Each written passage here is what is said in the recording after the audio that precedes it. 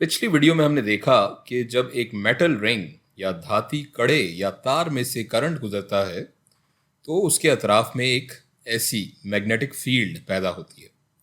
और हमने देखा कि ये मैग्नेटिक फील्ड दिखने में एक कुदरती मकनातीस की मैग्नेटिक फील्ड के काफ़ी करीब है। इसके काफ़ी करीब लेकिन बिल्कुल वैसी नहीं है। अब अगर हम चाहते हैं कि हम बर्क़ी करंट की मैग्नेटिक फील्ड भी बिल्कुल वैसी ही पैदा करें जैसी कि एक कुदरती मैग्नेट की होती है, ताकि ये एक बड़े से कुदरती मकनातीस के तौर पर काम कर सके, तो हमें क्या करना होगा, ये हम इस वीडियो में देखेंगे। यहाँ अगर हम इस कड़े जैसा एक और कड़ा लेकर इसके साथ हम रखें, इस कड़े के साथ, तो क्या होगा, तो रख कर देखते हैं। अगर एक और कड़ा हम यहाँ इसके ऊपर रखें तो यहाँ अब आप देख सकते हैं कि इन दोनों की मैग्नेटिक फील्ड कुछ ऐसी दिखेगी। ये इन दोनों की सेपरेट या मुनफरिद या अलग अलग मैग्नेटिक फील्ड्स हैं। लेकिन हमने पिछली वीडियो में पढ़ा, देखा कि मैग्नेटिक फील्ड की लकीरें कभी एक दूसरे को कता नहीं करती या इंटरसेक्ट नहीं करती। असल में अब इन दोनों की जो मैग्नेटिक फील्ड पैदा हो रही होगी आसपास, जब ये एक दूसरे की मैग्नेटिक फील्ड्स में मौजूद हैं, तो इनकी मजमूई जो मैग्नेटिक फील्ड पैदा हो रही होगी वो कुछ ऐसी दिखेगी। अब यहाँ हमारे पास सीधी लकीरों का एक इलाका यहाँ है और एक सीधी लकीरों का इलाका यहाँ इस कड़े के आसपास है, और यहाँ बीच में हमें एक बल्ज या गुब्बारे या उभार की सी सूरत में लग रही हैं ये लकीरें, जो कि यहाँ पर ऊपर अगर और नीचे देखें तो ये सीधी हैं, लेकिन यहाँ ये एक उभार सा बन रहा है। अब अगर हम इसको भी एक सीधी लकीर की तरह करना चाहें तो क्या करेंगे? वीडियो पॉज करके ज़रा सोचें एक बार। जी हाँ, बिल्कुल सही सोचा आपने। हम यहाँ बीच में भी एक अदद कड़ा या रिंग ऐड करेंगे और उसमें भी करंट होगा उसी तरह। करके देखते हैं।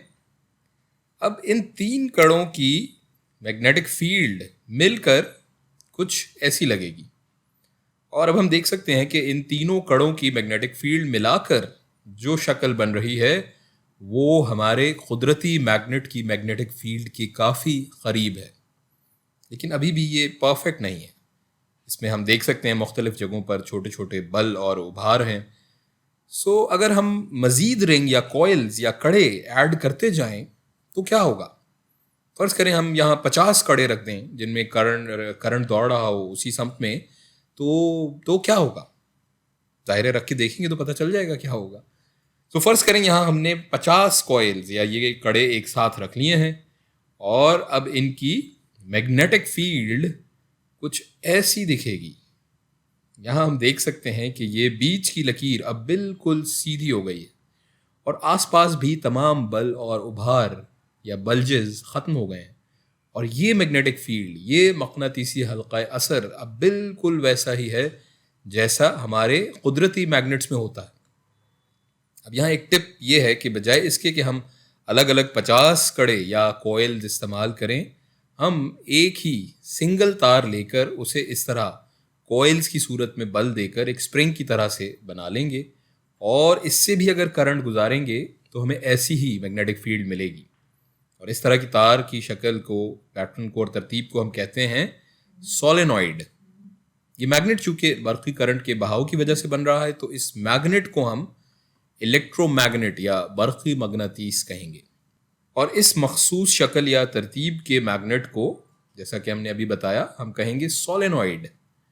ये एक जर्मन लफ्ज़ है जिसमें सोले के मानी हैं पाइप और ऑइड्स के माने हैं शक्ल या शेप के, यानी पाइप की शक्ल वाला मकनातीस।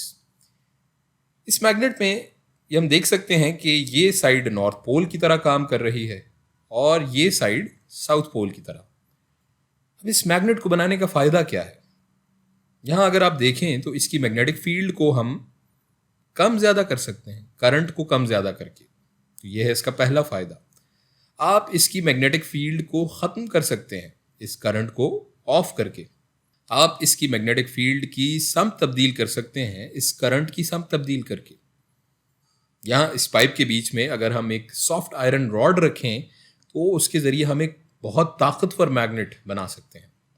अब यहाँ सॉफ्ट आयरन से मुराद ये नहीं है कि ये लोहा कोई तकिए की तरह सॉफ्ट या नरम होगा, सॉफ्ट से यहाँ मुराद ये है कि ऐसा आयरन या ऐसा लोहा जिसको जब बर्क़ी करंट दिया जाए तो ये आसानी से मैग्नेटाइज हो जाएगा, और जब करंट हटाया जाए तो आसानी से डीमैग्नेटाइज हो जाएगा। उसे हम कहते हैं सॉफ्ट आयरन।